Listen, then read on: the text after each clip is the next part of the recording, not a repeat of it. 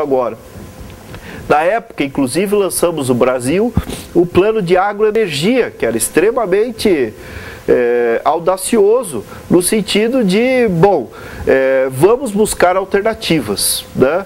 E vamos ser líderes dentro dessas alternativas de energias renováveis.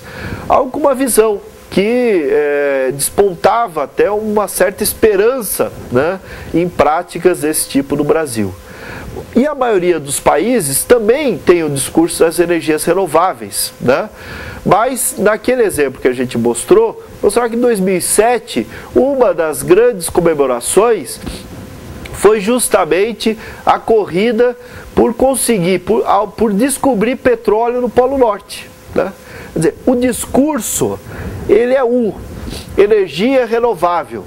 Até quando? Ou a partir de quando? A partir do momento em que o petróleo não seja mais viável. E assim aconteceu no Brasil também. Em 2006 tivemos um plano que nos encheu de esperança de fortalecermos em algo em que temos em abundância e que poderíamos ser estratégicos, né? Que seria a questão da energia renovável. E a partir de 2008, 2009, estamos discutindo o petróleo, o pré-sal, né? Estamos voltando no tempo para aumentarmos a produção de um recurso não renovável, altamente poluente e que vai sustentar simplesmente esse sistema de produção e dos países envolvidos por um tempo maior. Quanto estrategicamente, como prática sustentável, a visão poderia ser justamente o contrário, estarmos à frente do nosso tempo, promovendo energia renovável. Mas na prática, há uma visão ainda de curto prazo, muito clara da maioria dos países. É importante a energia renovável? Até o momento em que o petróleo esteja com um preço que vale a pena essa energia. E uma questão muito importante, nós temos tecnologias para várias coisas, que são sustentáveis e que são muito mais sustentáveis do que estão. Mas elas vão entrar no mercado somente a partir do momento em que as demais tecnologias possam ser substituídas e essas possam tomar escala de produção. Então, muitas coisas não é a questão de não sabermos como fazer, mas é de sabermos como inserir no sistema. E isso vai acontecer quando? Quando houver uma mudança, não só no sistema de produção, mas no consumo, na nossa própria forma de demandar essas coisas todas. Porque isso faz parte significativamente. Não adianta no discurso termos uma prática, no discurso termos uma linha de energia renovável, de consumo sustentável e a nossa prática ser completamente o contrário, né? Então, a mudança no sistema não é culpa dos empresários, não é culpa dos políticos, não é culpa da sociedade, mas é uma mudança em todo esse sistema que vai ter que acontecer. E principalmente uma mudança que parte do indivíduo para a sociedade e que isso efetivamente vai amadurecer uma demanda por essas novas práticas, que ainda estão distante de efetivamente acontecer, porque não se viabilizam pela própria forma como a gente ainda adota um posicionamento individual e de sociedade distante entre a prática e o discurso. E essa aproximação ela é essencial para essas inovações e práticas sustentáveis, que veio ocorrendo, mas veio ocorrendo aonde? Naqueles sistemas, empresas, em que efetivamente isso já é um problema. Bom, aí tem mais alguns exemplos que depois vocês vão poder observar, né? Mas em termos de economia, então a gente insere um novo recurso, o capital natural, que é o quarto pilar da economia e que inclui, na prática do desenvolvimento sustentável, a preocupação não só com o que produzir, mas para quem produzir e como produzir. Nesse como produzir, nós integramos uma mudança importante na nossa cadeia produtiva. Enxergar não somente o sistema como linear, que sai da matéria-prima até a disposição do recurso natural, mas enxergar isso como um processo contínuo, como um processo em que temos cada vez mais que reaproveitar esses recursos de maneira a que eles sejam reintegrados no sistema. Isso envolve a prática sustentável, e isso é um dos dilemas tão difíceis para alguns elementos como a questão da energia renovável.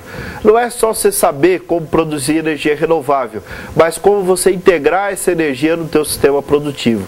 Como você adaptar esse sistema ou essa energia para esse teu sistema produtivo. Isso talvez seja um dilema tão importante quanto, né?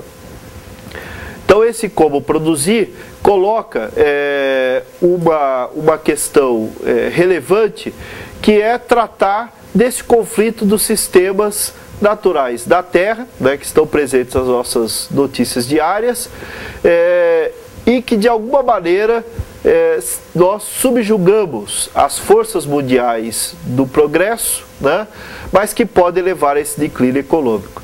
E essa tendência de declínio econômico que acontecerá à medida em que esse processo não permitir que haja mais essa renovação do recurso, que é o nosso grande desafio. É reverter essa tendência, é fazer com que essa deterioração ambiental conduza ao declínio econômico, que não aconteça mais, ou de uma maneira mais de longo prazo, né? Quer dizer, que ela não aconteça no curto prazo, digamos, nos próximos 50 anos, mas que, se permanecermos da maneira como estamos, naturalmente esse sistema vai se deteriorar cada vez mais e vamos chegar a problemas como aconteceram em várias civilizações que são relatadas pela história. Não estamos, nesse caso, tendo uma situação nova no sistema econômico, né? A grande diferença é que hoje o problema envolve muitas pessoas em diferentes países, quer dizer, no mundo inteiro. E antigamente várias civilizações acabaram deixando de existir em espaços que eram mais reduzidos, porque o próprio sistema de produção ele era concentrado naquele espaço. Mas esperamos, né, e essas práticas sustentáveis, que esse momento ele se prolongue cada vez mais. E não conseguimos fazer isso sem inovações, sem pensar em uma nova forma, uma nova combinação de recursos para desenvolver essas práticas sustentáveis. Quer dizer, o conceito de inovação ele é intrínseco a esse processo da sustentabilidade. Ele é intrínseco a essa questão das práticas sustentáveis. Precisa-se de inovação, de novas formas de combinação. Por isso que estamos vivendo não crises esporádicas do sistema econômico, mas uma crise muito mais de fundo, uma crise que na verdade exige uma nova forma de enxergar esse meio, de fazer essas inovações e que temos a demanda para que isso aconteça. Então isso não é um discurso ambientalista, não é uma situação de preocupação com a árvore, com a água, é uma preocupação com a própria sobrevivência da humanidade. É muito mais de fundo e grave, importante, e que na verdade também extrapola para a sobrevivência de um dos agentes, que são as organizações, né? Seja quais sejam. Organização que seja o Estado, o governo, as empresas, as organizações não governamentais, as instituições públicas, enfim. Essas organizações, elas bebericam de todos esses recursos naturais. E não se preocupar e não criar formas de inovar nesse processo, isso não é uma prática simples e importante em um caso à parte. Enquanto for casos que a gente tenha que noticiar, significa que a gente ainda está longe de resolver esse problema, infelizmente, né? Bom, então a questão do tempo, né, algo que eu sempre gosto de retomar nesse conceito de desenvolvimento sustentável, não é quanto irá custar para realizar essa transformação, e sim quanto custará se falharmos, né? Então parece que numa segunda-feira de manhã estou sendo meio apocalíptico aqui, né? Mas não é essa a intenção. Na verdade é mostrar que estamos dentro do sistema e que todo esse discurso, ele na verdade cada vez mais, ele não vai poder mais ser um discurso. Não porque a gente queira ou porque seja uma opção, mas porque necessitamos repensar as nossas formas de reprodução do sistema, necessariamente, né? Não é uma opção e que, talvez a gente faça isso. Não, querendo ou não, os recursos vão cada vez mais minimizando.